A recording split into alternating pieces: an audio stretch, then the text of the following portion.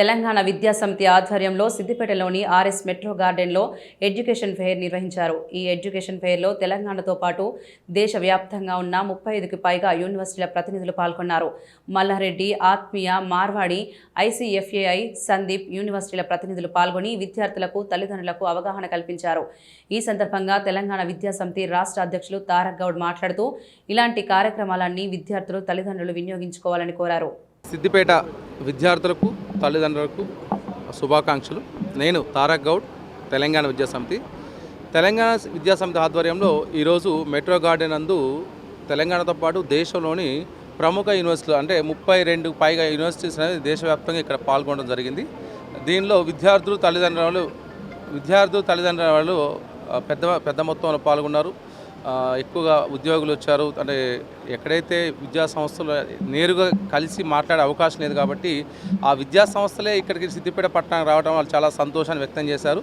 విద్యార్థులు కూడా వాళ్ళ యొక్క లోపల ఉన్న అనుమానాలు కానీ సందేహాలని విద్యావేత్తలతో కలిసి పంచుకోవడం జరిగింది. సందేహాలు నివృత్తి చేయడం జరిగింది.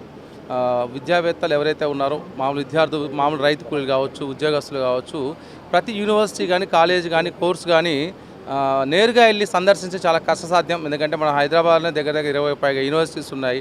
మిగతా పేరున్న యూనివర్సిటీ దేశవ్యాప్తంగా 100కు పైగా ఉన్నాయి. అవన్నీ మీరు నేరుగా వెళ్ళటం కష్టం కాబట్టి ఎవరైతే విద్యా సంస్థలు వాళ్ళతో మాట్లాడి వివిధ పట్టణాల్లో లాస్ట్ టైం మనం 15th రోజు కరీంనగర్ చేసాము. ఇప్పుడు సిద్దిపేట చేసాము. మార్చి 22 స్వర్ణభారతి ఫంక్షన్ ఖమ్మంలో చేస్తున్నాము. 29th కపిలా హోటల్ నిజామాబాద్ కూడా చేస్తాము.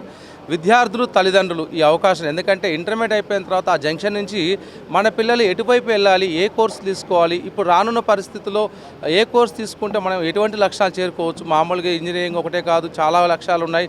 కాబట్టి ఆ కోర్సుల యొక్క వివరాలు మనకు నేరుగా ఇంట్లో కూర్చొని తెలుసుకో అవకాశం లేదు. మనం ప్రత్యేకంగా వెళ్ళి కలిసి తెలుసుకోవాల్సిన అవసరం లేదు. కాబట్టి మనం ఉన్న చోటుకి అవన్నీ వస్తున్నాయి. కాబట్టి ఒకరోజు వీలు చూసుకొని మీ దగ్గరలో ఎప్పుడైతే ఇలాంటివి ఫెయిర్లు కండక్ట్ చేసినప్పుడు ఈ యొక్క అవకాశాన్ని సద్వినియోగం చేసుకోవాలి ప్రతి విద్యార్థులు, తల్లిదండ్రులు.